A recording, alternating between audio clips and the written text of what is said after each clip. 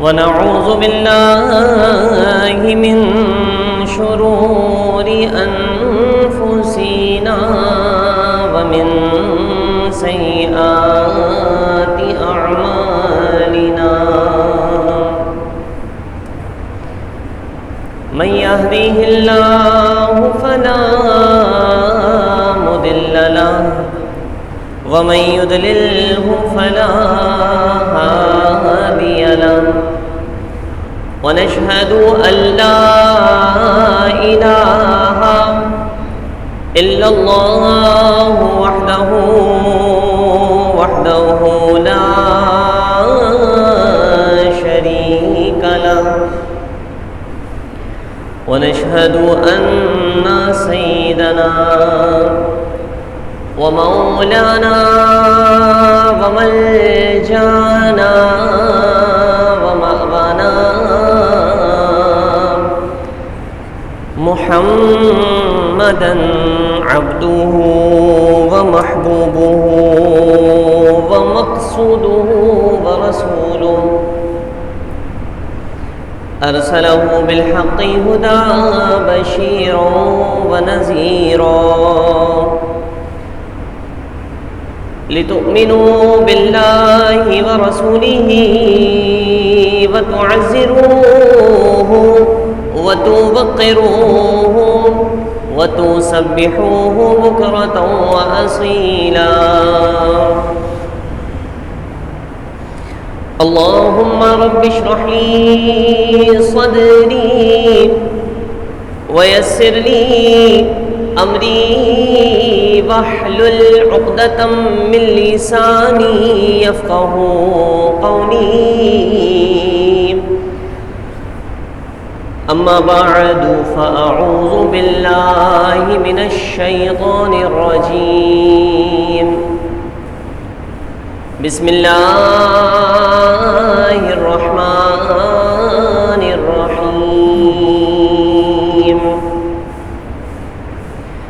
واعتصموا بحبل الله جميعا ولا تفرقوا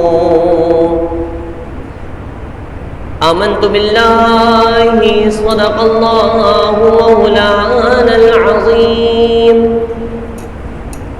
وصدق رسوله النبي الكريم الأمين ونحن على ذلك لمن الشاكرين والحمد لله رب العالمين اللہ جل جلالہ وعم نوالہ وأعظم شانہ وجل ذکرہ کی حمد اور اس کے پیارے حبیب الحبیب نبی کریم رؤوف الرحیم علیہ افضل الصلاۃ والتسلیم کی ثنا و توصیف بیان کرنے کے بعد میں نے آپ احباب ذی وقار کے سامنے قرآن مجید فرقان حمید کی ایک آیہ مقدسہ و متبرکہ کا جزو تلاوت کرنے کا شرف حاصل کیا۔ اس سے قبل کہ میں اپنی گفتگو کا باقاعدہ آغاز کروں، اللہ رب العزت کی بارگاہ میں نہایت ہی خلوص دل خلوص نیت کے ساتھ یہ دعا کرتا ہوں کہ وہ مجھے حق اور سچ بیان کرنے کی توفیق عطا فرمائے۔ ہم تمام مسلمانوں کو اسے سن کر سمجھ کر عمل پیرا ہو کر دوسروں تک پہنچانے کی توفیق نصیب فرمائے۔ آج آپ احباب کی خدمت میں جو عنوان سوچ کر آیا ہوں وہ عنوان ہے فرقہ واریت۔ مسلمانوں کا، حضور کی امت کا مختلف فرقوں میں، مختلف گروہ میں بٹ جانا، یہ اللہ کو بھی ناپسند ہے اور اللہ کے رسول کو بھی ناپسند ہے۔ اور آپ اس بات کو اچھی طرح جانتے ہیں کہ جب کوئی چیز علیحدہ ہو جاتی ہے، اجتماع سے ہٹ جاتی ہے، اجتماعیت سے پیچھے ہٹ جاتی ہے، تو پھر اس کی طاقت کم ہو جاتی ہے۔ اور اتحاد میں بڑی برکت بھی ہے، اتحاد و اتفاق میں بڑی طاقت بھی ہے۔ اللہ تبارک و تعالیٰ نے مسلمان کو ایک قوم بنایا تھا، جب تک مسلمان متحد تھے، متفق تھے، مجتمع تھے، تب تک مسلمانوں کو بڑے سے بڑی سپر پاور بھی مسلمانوں کا کچھ نہیں کر پاتی تھی۔ آپ دیکھیں، تاریخ اٹھا کر دیکھیے تو مسلمانوں سے کئی باطل لوگوں نے اور اغیار نے، کفار و مشرکین نے جنگ کی ہے۔ مسلمان ان کے مقابلے میں برسرِ پیکار ہوئے، لیکن کسی بھی صورت میں کفار و مشرکین مسلمانوں کو ہرا نہیں سکے۔ پھر سوچا کہ کون سی ایسی صورت ہے کہ جس کی وجہ سے یہ مسلمان ہار ہی نہیں پاتے۔ آپ دیکھیں، اگر نبی کریم صلی اللہ علیہ وسلم کے دور کی بات کی جائے تو غزوہ بدر جو ہے یہ مسلمانوں کی فتح کی ایک بہت بڑی مثال ہے۔ بھائی آپ دیکھیں، قوت بھی کم تھی، افراد بھی کم تھے، مال و متاع بھی کم تھا، اس کے مقابلے میں کفار و مشرکین بھی زیادہ تھی، اسلحہ بھی زیادہ تھا، پیٹ بھی بھرے ہوئے تھے، ہر طرح کی فیسلٹیز بھی تھی، لیکن اللہ تبارک و تعالیٰ نے کامیابی کس کو عطا فرمائی؟ مسلمانوں کو۔ وجہ کیا تھی کہ مسلمان مجتمع تھے، ایک جان ہو کر کفار و مشرکین کا مقابلہ کیا تھا۔ آج مسلمان بکھر گئے، مسلمان ٹوٹ گئے، اور یہ ٹوٹے نہیں ہیں بلکہ مسلمانوں کو پری پلان یہ کام کیا گیا ہے، توڑا گیا ہے۔ سوچا کہ اتفاق ان کے اندر ہے، ان سے ہم کتنا ہی لڑیں تو ان کو ہرا ہی نہیں سکتے، تو پھر کسی نے پلاننگ کی اور کہا کہ ان کو توڑنا ہے، ان سے لڑنا نہیں ہے بلکہ ان کو آپس میں لڑانا ہے۔ اگر ان کو پست کر سکتے ہو، ان کو شکست دینا چاہتے ہو، ان کو ہرانا چاہتے ہو، ان سے کامیاب ہونا چاہتے ہو، تو ان کو آپس میں لڑانا شروع کر دو۔ تو اب ہوا یہی کہ آپس میں لڑانا شروع کر دیا۔ قرآن نے تو فرمایا نا، وَاعْتَصِمُوا بِحَبْلِ اللَّهِ جَمِيعًا وَلَا تَفَرَّقُوا، کہ اے ایمان والوں، اے لوگوں، اللہ تبارک و تعالیٰ کی رسی کو مضبوطی سے تھام لو اور آپس میں گروہ گروہ، ٹکڑے ٹکڑے، فرقہ فرقہ نہ ہو۔ اللہ کو پسند نہیں ہے۔ وہ کسی نے انتقال کے وقت اپنے بیٹوں کو بلایا، اس کے 4 بیٹے تھے، اور ہر بیٹوں کو ایک لکڑی دی اور کہا کہ اس کو توڑو۔ سب نے آرام سے ایک لکڑی توڑ دی، لیکن پھر سب کو 4 لکڑیاں ایک ساتھ دیں اور کہا کہ اب اسے توڑو، تو سب نے پورا زور لگایا لیکن نہ توڑ پایا۔ تو یہاں سبق بھی ہے ہمارے لیے بھی۔ ہم اگر ایک فیملی ممبر کی صورت میں ہے، ایک خاندان کی صورت میں ہے، ایک گھر والوں کی صورت میں اپنے بچوں کو سمجھانا چاہتے ہیں تو یہ بتائیں کہ دیکھو، اتفاق کی دولت ہے، اتحاد کی دولت ہے۔ جب تک تم مل کر رہو گے تب تک تمہیں کوئی نقصان نہیں پہنچا سکے گا۔ جہاں تم الگ الگ ہوئے تو پھر تمہیں نقصان پہنچائے گا۔ بھائی آپ دیکھیں نا، بکریوں کا ریوڑ جا رہا ہوتا ہے تو جو بکری اپنے ریوڑ کے ساتھ رہتی ہے تو اس کو بھیڑیا کچھ نہیں کر پاتا، لیکن جو بکری اپنے ریوڑ سے الگ ہوتی ہے تو فوراً بھیڑیا اس پر حملہ کر کے اس کو ختم کر دیتا ہے، اس کو کھا پی لیتا ہے۔ تو مثال بہت آسان ہے اور سمجھنے والی بات ہے۔ یہ ہوا کیسے؟ مسلمانوں کو کہا کہ جناب ان کو آپس میں لڑوایا جائے۔ لڑوانے کی کیا پلان کی گئی؟ ایک علامہ اقبال نے مسلمان کے اتفاق کی برکت کی ایک وجہ بتائی ہے، وہ یہ ہے کہ یہ فاقہ کش موت سے ڈرتا نہیں ذرا، روح محمد اس کے بدن سے نکالتا۔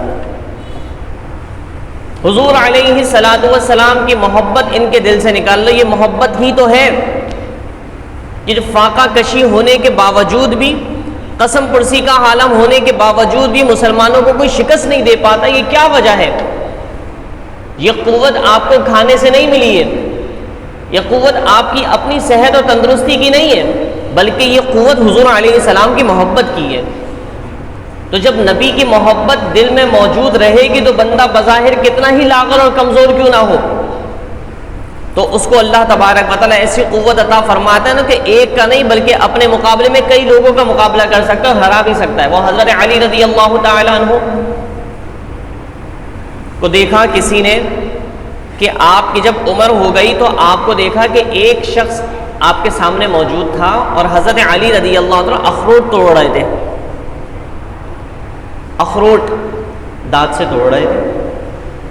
اب وہ اخروٹ ٹوٹ ہی نہیں رہا ان سے۔ وہ شخص جو سامنے بیٹھا ہوا تھا اس نے دل میں سوچا کہ یار یہ وہی علی ہے جنہوں نے ایک ہاتھ سے خیبر کا دروازہ، خیبر کے قلعے کا دروازہ اکھاڑ کر اس کو ڈھال بنا کر کفار و مشرکین پر حملہ کیا تھا، اور اللہ تبارک و تعالیٰ نے حضرت علی کے ذریعے خیبر کا قلعہ فتح فرمایا تھا۔ یہ وہی علی ہے؟ اگر یہ وہی ہے تو ایک اخروٹ تو ٹوٹ نہیں رہا ان سے، خیبر کا دروازہ کیسے توڑا ہوگا انہوں نے؟ تو وہ ابھی دل میں سوچ ہی رہا تھا، حضرت علی رضی اللہ تعالیٰ نے فرمایا کہ کیا سوچتے ہو؟ تم یہ سوچ رہے ہو کہ میں نے خیبر کا دروازہ کیسے توڑ دیا؟ اخروٹ تو ٹوٹ نہیں رہا۔ کہا کہ ہاں بالکل یہی سوچ رہا ہوں۔ تو کہا کہ بچے بات اصل میں یہ ہے کہ آج جو میں اخروٹ توڑ رہا ہوں نا یہ اپنی قوت سے توڑ رہا ہوں، اور جو خیبر کا دروازہ توڑا نا وہ قوت ایمانی اللہ نے مجھے عطا فرمائی تھی، وہ ایمان کی قوت سے توڑ رہا تھا۔ تو پتہ یہ چلا کہ اپنی ذات میں بندے کی کوئی حیثیت نہیں ہے، اللہ تبارک و تعالیٰ جسے قوت عطا فرمائے وہ قوت، اور جو اصل قوت ہے وہ حضور کی محبت ہے اور ایمان کی قوت ہے۔ جب بندے کا ایمان ہی ڈامک ڈول ہو جائے، جب بندے سے حضور علیہ الصلوۃ والسلام کی محبت ہی تشویشناک اور مشکوک ہو جائے، تو پھر اب ایسی صورت میں لوگ اس پر غلبہ بھی پا لیتے ہیں اور اس کو شکست بھی دے دیتے ہیں۔ تو سوچا یہی علامہ اقبال نے نظریہ پیش کیا نا کہ حقیقت میں نبی کی محبت لوگوں کو عروج عطا فرماتی ہے، نبی کی محبت اتفاق اور اتحاد عطا فرماتی ہے، نبی کی محبت ہی طاقت اور توانائی عطا فرماتی ہے۔ جب یہ محبت رسول ختم ہو جاتی ہے تو پھر اب ایسی صورت میں نہ تمہاری کوئی قوت رہتی ہے نہ تمہاری اپنی ذات کی کوئی حیثیت رہتی ہے۔ تو اب یہ بتایا گیا تو پھر لوگ سمجھ گئے، لوگوں نے کہا کہ اچھا تو یعنی کہ مطلب یہ ہے کہ نبی کی محبت میں شک پیدا کیا جائے۔ حضور کے غلام اور حضور علیہ الصلوۃ والسلام کے صدقے جن کو اللہ نے ولیوں کا مقام و مرتبہ عطا فرمایا ہے ان کی عقیدتوں کو ختم کیا جائے۔ تو اب جب یہ عقیدتیں ختم ہوں گی تو ظاہر سی بات ہے پھر مسلمان پست ہو جائے گا۔ تو ہوا یہی، آپ دیکھیں اگر بات کی جائے بر صغیر پاک و ہند میں تو کئی فرقے بنے۔ ان فرقوں کی وجہ کیا تھی؟ وجہ یہی کہ حضور علیہ الصلوۃ والسلام نے ایک مرتبہ فرمایا کہ بنی اسرائیل 72 مذہبوں میں تقسیم ہو گئی تھی۔ کتنے مذہبوں میں؟ 72 مذہبوں میں تقسیم ہو گئی تھی، اور میری امت 73 مذہبوں میں تقسیم ہو جائے گی۔ صحابہ اکرام نے سوال کیا، آج کی بات سن کر آپ ذرا توجہ دیں تو آپ کے ہو سکتا ہے بہت سارے کانسیپٹ کلیئر ہوں۔ صحابہ اکرام نے جب یہ سنا نا کہ نبی کریم صلی اللہ علیہ وسلم نے فرمایا کہ میری امت 73 مذہبوں میں تقسیم ہو جائے گی، مطلب 73 فرقے بن جائیں گے، حضور علیہ الصلوۃ والسلام سے صحابہ اکرام نے پوچھا کہ وہ سارے فرقے ہوں گے اور اتنے مذہبوں میں بڑھ جائیں گے، سب کا نظریہ ایک دوسرے سے جدا ہوگا، تو ان میں سے حق پر کون ہوگا؟ نبی کریم صلی اللہ علیہ وسلم نے فرمایا کہ سارے کے سارے جنتی ہوں گے، سارے کے سارے جہنمی ہوں گے، صرف ایک جنتی ہوگا، سارے جہنمی ہوں گے۔ بخاری شریف میں یہ حدیث موجود ہے۔ صحابہ اکرام نے پھر نبی کریم صلی اللہ علیہ وسلم سوال کیا کہ بھائی وہ جو جنتی مسلک والے، جنتی سوچ والے لوگ ہوں گے ان کی کوئی نشانی اور علامت بتا دیجئے۔ تو نبی کریم صلی اللہ علیہ وسلم نے فرمایا ما انا علیہ و اصحابہ، او کما قال علیہ السلام، فرمایا جو میرے اور میرے اصحاب کے طریقے پر چلے گا اللہ تبارک و تعالیٰ اسے جنت کا راستہ عطا فرما دے گا۔ صحابہ اکرام، اہل بیت اطہار، حضور علیہ الصلوۃ والسلام، یہ وہ لوگ ہیں کہ ان کے نقش قدم پر چلا جائے. اور اس کے بارے میں تو آپ کی خدمت میں بار بار میں عرض کر چکا ہوں کہ صحابہ اکرام کا ایمان تھا کیسا. صحابہ اکرام کا ایمان یہ تھا کہ وہ نبی علیہ الصلوۃ والسلام کی ٹوٹ کر تعظیم کیا کرتے تھے, حضور علیہ السلام سے محبت کیا کرتے تھے. حضور علیہ الصلوۃ والسلام کا حکم کچھ کہنا تو بہت دور کی بات ہے, نبی کریم صلی اللہ علیہ وسلم کے وہ اشاروں کو سمجھتے تھے. حضور علیہ الصلوۃ والسلام کے ابرو اقدس جو کہتی تھی صحابہ اکرام ان اشاروں کو بھی سمجھتے تھے, تو وہ کیا کرتے تھے.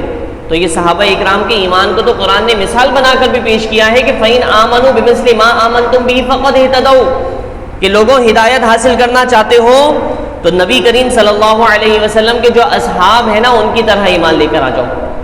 تو اب لوگوں نے اغیار نے یہ کیا یہ کہ جناب مسلمان تو ٹوٹ نہیں رہے, مسلمان تو ہار نہیں رہے, تو لہٰذا ان کو توڑا جائے, آپس میں لڑایا جائے.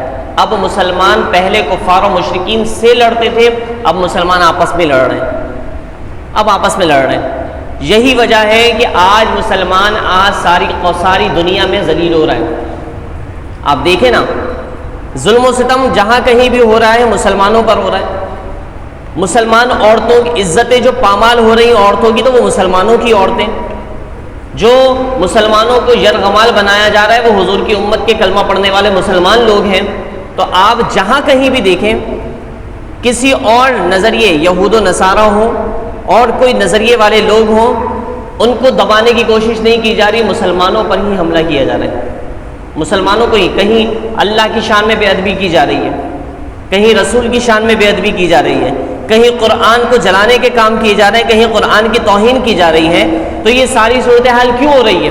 اس کی وجہ کیا ہے؟ اس کی وجہ یہ ہے کہ ہم نے آپس میں ہی لڑ کر اپنے آپ کو کمزور کر لیا ہے.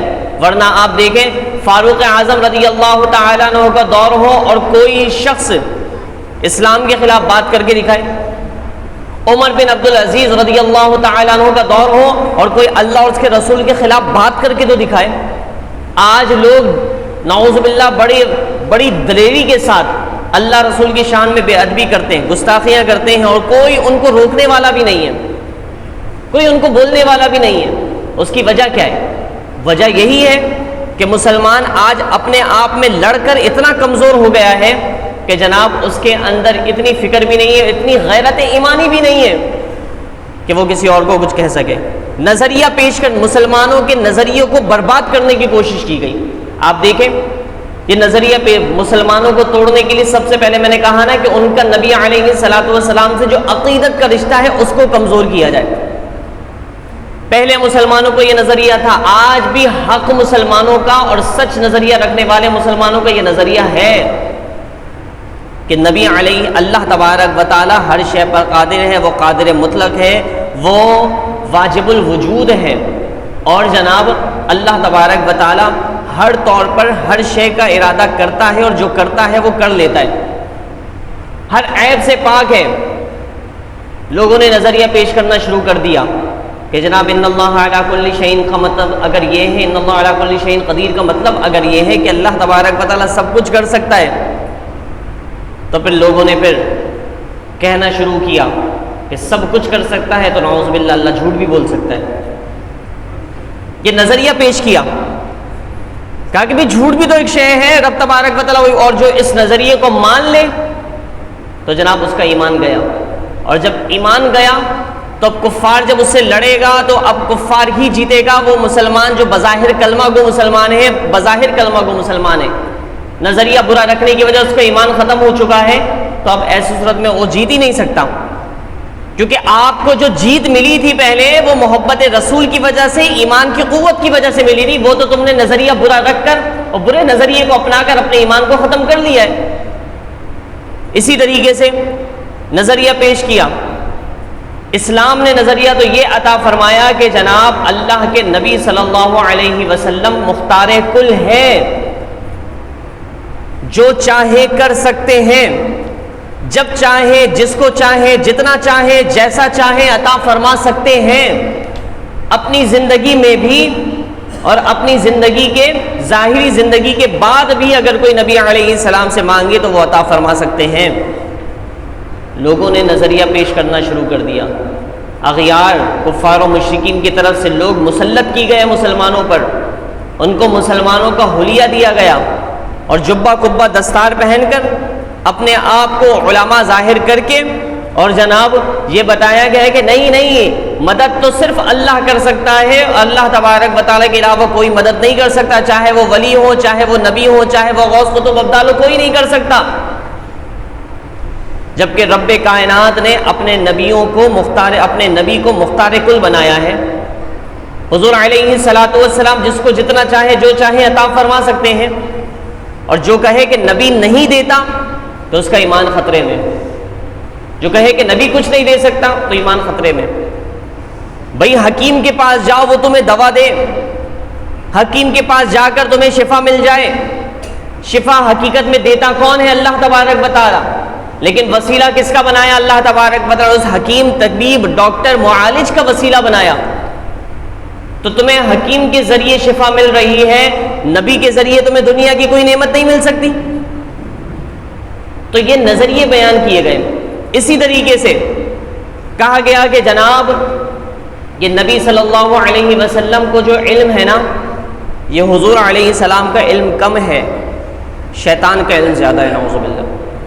یہ نظریہ پیش کیا گیا اور بتایا گیا، دلیل پیش کی گئی، پری پلان ساری چیزیں ہوئی، اور کہا کہ جناب اگر شیطان کا علم کم ہے، نبی کا علم زیادہ ہے، تو پھر کوئی دلیل پیش کرو، ہم تمہیں دلیل پیش کر دیں گے۔ شیطان کا علم زیادہ، کسی کو کوئی نیک کام کرنے کا کوئی ارادہ کرتا ہے تو شیطان فوراً اس کے پاس آ کر وسوسے میں مبتلا کرتا ہے۔ دنیا میں کوئی شخص کسی بھی جگہ نماز پڑھنے کا ارادہ کرے، آپ نماز پڑھنے کا ارادہ کریں، مسجد کی طرف آنے لگے تو آپ کے ذہن میں 10 قسم کے کام یاد آنا شروع ہو جاتے ہیں کہ یار یہ کام بھی کر لوں، یہ کام بھی کر لوں، یہ کام، پھر نماز پڑھتا ہوں۔ یہ وسوسے کس کی طرف سے آتے ہیں؟ شیطان کی طرف سے۔ شیطان ورغلاتا ہے، شیطان کو پتہ چل جاتا ہے کہ آپ نماز پڑھنے کا ارادہ رکھ رہے ہیں، نماز پڑھنے کے لیے جا رہے ہیں، کوئی نیک کام کرنے کے لیے جا رہے ہیں، تو شیطان کو تو پتہ چل گیا۔ یہی عمل اگر دنیا کو کوئی بھی مسلمان کرنے کا ارادہ کرے تو شیطان فوراً آ جاتا ہے اس کو بہکانے کے لیے۔ تو شیطان کو تو دنیا کے کسی بھی جگہ پر کوئی بھی مسلمان نیک کام کرنے کا ارادہ کرے تو شیطان کو پتہ چل جائے۔ بتاؤ نبی علیہ الصلوۃ والسلام کے لیے کون سی دلیل ہے؟ تو ماننے والوں نے پھر اس بات کو ایکسیپٹ کر لیا، کہا کہ ہاں صحیح ہے، شیطان کا علم زیادہ ہے، نبی کا علم کم ہے، نعوذ باللہ نعوذ باللہ۔ اور یہ مان کر ان کا ایمان کیا ہوا؟ ختم۔ قرآن نے کیا نظریہ پیش کیا؟ فرمایا وَعَلَّمَكَ مَا لَمْ تَكُنْ تَعْلَمْ، کہ اے محبوب صلی اللہ علیہ وسلم جو کچھ آپ نہیں جانتے تھے ہم نے وہ سب کچھ آپ کو عطا فرما دیا ہے، وہ سب کچھ سکھا دیا ہے۔ تو جب نبی علیہ السلام کو سب کچھ سکھا دیا ہے تو بچا کچھ نہیں، تو اب کوئی کیسے کہہ سکتا ہے؟ حضور علیہ الصلوۃ والسلام نے فرمایا کہ میں تمام کائنات کو ایسے دیکھ رہا ہوں جیسے کہ اپنی ہتھیلی کو دیکھ رہا ہوں، جس طرح میں اپنی ہتھیلی کو دیکھتا ہوں اس طرح پوری کائنات کو دیکھ رہا ہوں۔ تو اب بتائیے نبی علیہ الصلوۃ والسلام ہمارے عمل سے واقف نہیں ہوں گے؟ ہم نبی کریم صلی اللہ علیہ وسلم کی بارگاہ میں اگر کچھ کہیں گے تو حضور علیہ السلام سماعت نہیں کریں گے؟ بالکل سماعت فرمائیں گے۔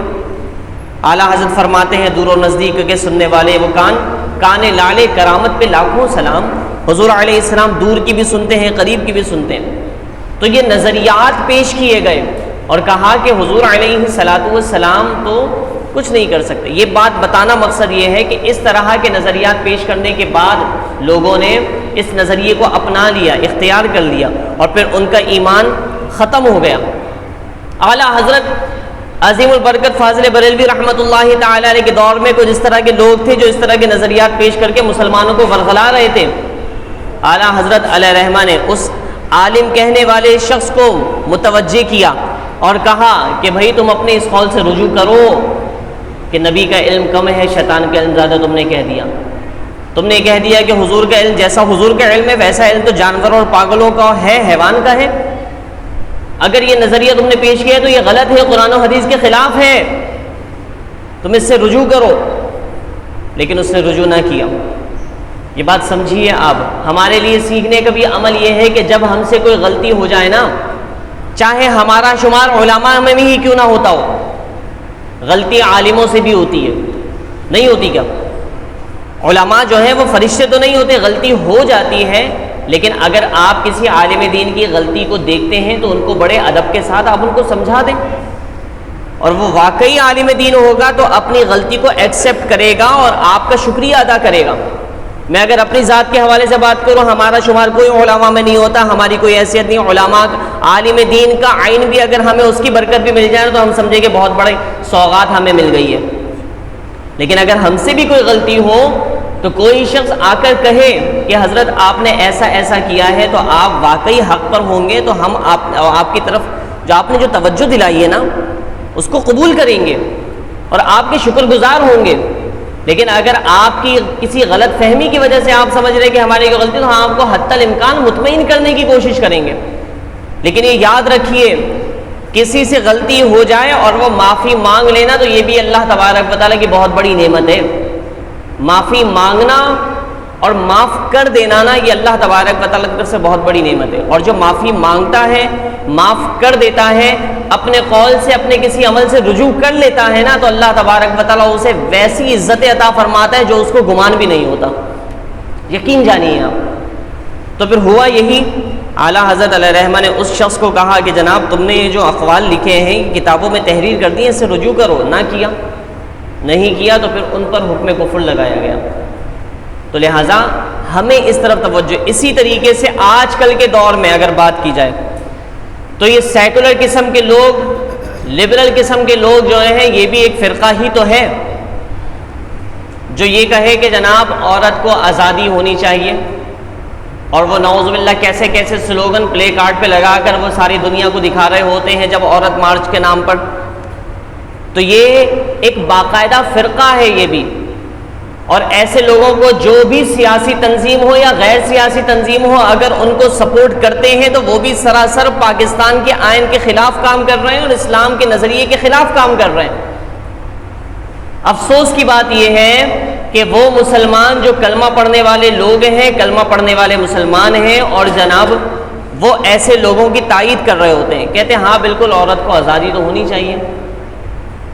وہ عورت جو کہے کہ جناب اپنا کھانا خود بنا لو، اپنے کپڑے خود دھو لو، تو جناب لوگ کہتے ہیں کہ ہاں یار صحیح تو کہہ رہی ہے، عورت کی کوئی ذمہ داری تھوڑی ہے۔ عورت کی شوہر کے تمام احکام پر عمل کرنا عورت پر لازم اور ضروری ہے۔ مسئلہ سماعت فرمائیے کہ اگر کوئی عورت کے گھر والے ہیں، کمبائنڈ ہے، جوائنٹ فیملی ہے، اور ساس سسر بھی ہیں، دیور جیٹھ بھی ہیں، اور وہ گھر کے سب کے کام کاج کرتی ہے، تو اس کی ذمہ داری کوئی نہیں ہے، اس پر یہ لازم نہیں ہے کہ وہ جو ہے نا سب کا خیال کرے، لیکن اگر وہ کرتی ہے تو یہ اس کا لوگوں پر احسان ہے۔ لیکن اگر اس کا شوہر یہ کہہ دے کہ میرا یہ آرڈر ہے، میرا حکم ہے کہ تم میرے اماں ابا کا بھی خیال کرو گی، میرے بہن بھائیوں کا بھی خیال کرو گی، تو اب شوہر کا حکم لاگو ہو گیا تو اس کو شوہر کی اطاعت کرنا لازم اور ضروری ہے۔ تو آج تو یہ معاملہ ہے کہ جناب وہ شوہر کی ذمہ، شوہر اپنے کام خود کرے، ہم اپنے کام خود کریں، ہمارا کھانا بنانا کوئی ضروری نہیں ہے، ہماری ذمہ داری نہیں ہے، گھر کے کپڑے دھونا ہماری ذمہ داری نہیں ہے، نظریہ پیش کیا جاتا ہے اور اس کو پروموٹ کیا جا رہا ہوتا ہے۔ یہ اسلامی نظریہ ہے، اسلام کے خلاف ہے یہ۔ تو یہ ساری چیزیں جو لبرل قسم کے لوگ ہیں جو کہتے ہیں بھائی پاکستان تو اسلام کے لیے بنا ہی نہیں ہے، اور جناب وہ کسی نے کہا کہ علامہ اقبال جو ہیں وہ بھی کوئی نظریاتی شخص تھوڑی تھے، وہ بھی اسلام کے لیے کوئی کام تھوڑی کرتے تھے۔ محمد علی جناح نے، قائد اعظم علیہ رحمہ نے جو کام کیا ہے، وہ پاکستان جو بنایا ہے وہ تو خود ایک ماڈرن قسم کے شخص تھے، اور جناب انہوں نے اسلام کے لیے پاکستان تھوڑی بنایا ہے۔ تو اسلام کے لیے پاکستان نہیں بنا، اتنی جانیں، ہزاروں لاشیں گر گئے، لاکھوں لوگ مسلمان شہید ہو گئے، اور یہ اتنے اگر اسلام کے لیے نہیں تو پھر کیا ضرورت ہے ہمیں ہندوستان سے الگ ہونے کی؟ وہاں بھی ہم جو ہے نا جیسے رہ رہے تھے ویسے رہتے رہتے۔ تو یہ ساری وہاں اسلام کے احکام پر، اسلامی معاملات پر، اور ہمارے جتنے بھی معلومات ہیں، معاملات ہیں اسلام کے حوالے سے، تو اس کو ختم کرنے کی کوشش کی جا رہی تھی۔ تو اسی لیے تو نظریہ پاکستان پیش کیا گیا نا، اسی لیے تو یہ بتایا گیا کہ مسلمان اور ہندو ایک قوم نہیں ہے، بلکہ مسلمان ایک الگ قوم ہے، ہندو ایک الگ قوم ہے۔ آج کہا جاتا ہے نہیں سب ایک ہے۔ قادیانیوں کو بھی اپنا بھائی کہہ دیا جاتا ہے کہ جناب قادیانی بھی ہمارے بھائی ہیں، کوئی تعلق ہے ہمارا قادیانی سے؟ مسلمان کا بھائی ہے، غیر مسلم کا مسلمان سے اس حوالے سے بھائی چارگی کے حوالے سے کوئی، ہاں آپ حسن سلوک کریں، آپ ان کے ساتھ اچھا بیہیو کریں، اگر وہ آپ اللہ رسول کی شان میں بے ادبی نہیں کرتے ہیں، قرآن کی توہین نہیں کرتے ہیں، شعار اسلام کا بے ادبی نہیں کرتے ہیں، تو پھر ایسی صورت میں آپ ان کے ساتھ اچھا بیہیو کریں۔ آپ کے اچھے بیہیو سے ہو سکتا ہے، آپ کے اچھے انداز سے، آپ کے حسن اخلاق سے ہو سکتا ہے وہ متاثر ہو کر وہ کلمہ پڑھ لیں، مسلمان ہو جائیں۔ لیکن مسلمان کا بھائی مسلمان ہے، قادیانی یہ بدترین کافر ہے۔ آج قادیانیوں کو کہا جاتا ہے کہ جناب کوئی مسئلہ تھوڑی، وہ بھی تو کلمہ پڑھنے والے مسلمان ہیں۔ یاد رکھیے، میں پہلے بھی بات بتا چکا ہوں، آج پھر بتاتا ہوں کہ اگر کسی نے فقط کلمہ پڑھ لیا ہے نا، تو کسی کا کلمہ پڑھ کر مسلمان ہونا یہ کافی نہیں ہے۔ مسلمان ہونے کے لیے کلمہ پڑھنا کافی نہیں ہے، بلکہ کلمے کے جو مطالبات ہیں، جو ریکوائرمنٹ ہے، وہ ہونا ضروری ہے۔ اس کی ایک مثال دے دوں میں آپ کے سامنے، آپ بھی بالکل اتفاق کریں گے۔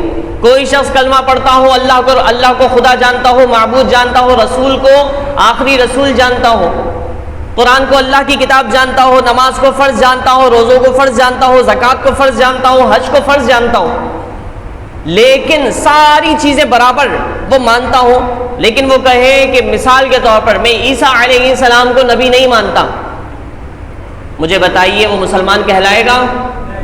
نہیں کہلائے گا۔ صرف عیسیٰ علیہ السلام کو یا موسیٰ علیہ السلام کو یا ابراہیم علیہ السلام کو، کسی بھی کم و بیش 1,24,000 انبیاء علیہ السلام میں سے کسی ایک کو کہیں کہ میں نہیں مانتا اسے، تو وہ لاکھ حج زکوٰۃ عمرہ سب کچھ ادا کر لیں، اس کے باوجود بھی وہ مسلمان نہیں کہلائے گا۔ تو اسی طریقے سے قادیانی جو ہے یہ کلمہ بھی پڑھے، اللہ کو خدا بھی مانے، معبود بھی جانے، نبی علیہ السلام کو رسول مانے، لیکن کہیں کہ نہیں حضور کے بعد بھی اگر کوئی نبی آ جائے تو نبی آ سکتا ہے، تو یہ ختم نبوت ایک ایسا بنیادی عقیدہ ہے نا اسلام کا کہ اگر اس کے بارے میں کوئی شک بھی کرے گا نا تو اس کا ایمان تباہ ہو جائے گا، اس کا ایمان برباد ہو جائے گا۔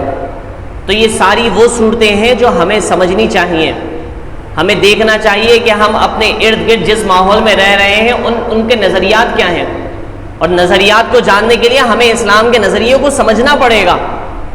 ہمیں آ کر پوچھنا چاہیے، عوام الناس کو چاہیے کہ اہل علم حضرات سے وہ وقتاً فوقتاً اگر کہیں آپ کی ڈیبیٹ ہوتی ہے نا کسی چبوترے پر، کسی چوک پر، تو آپ، میں تو کہتا ہوں پہلی صورت کرنا نہیں چاہیے، لیکن اگر آپ کرتے ہیں نا تو ٹھیک ہے، آپ اپنے کسی اہل علم سے رابطہ کر کے ان سے علم حاصل کر کے مسئلے مسائل جان کر پھر آپ جا کر ان سے بات کریں نا۔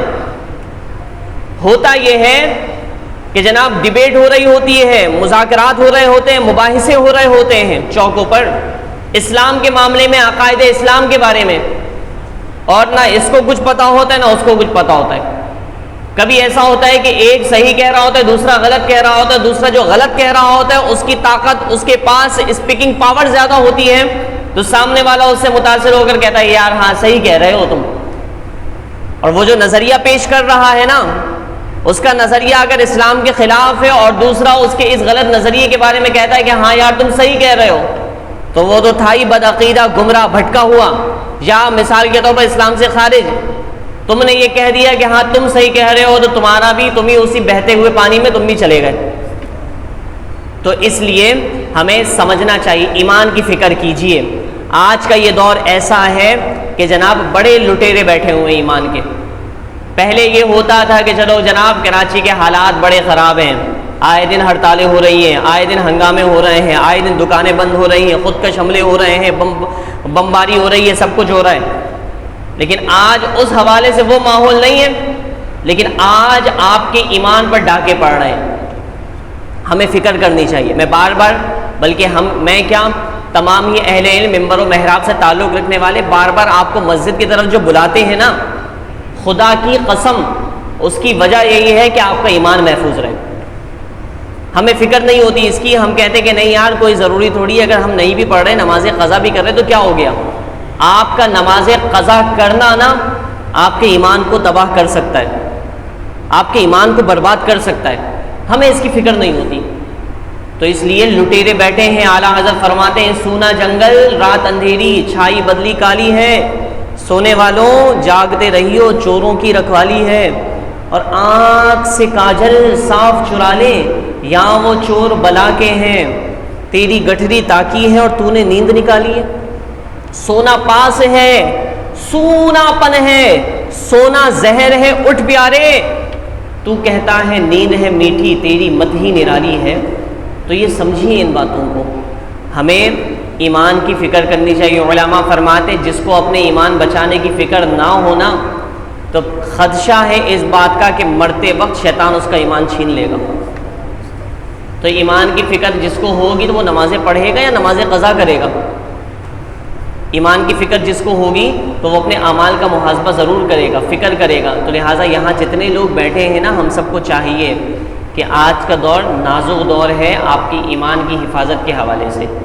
تو اللہ تبارک و تعالیٰ سے دعا ہے کہ اللہ ہم سب کو اپنے ایمان بچانے کی فکر کرنے کی توفیق عطا فرمائے، اور ایمان کے لٹیروں سے اللہ تبارک و تعالیٰ ہمیں محفوظ رہنے کی توفیق عطا فرمائے، اور ان کو علمی جواب دینے کے لیے علماء کی صحبت میں اٹھنا بیٹھنا نصیب فرمائے.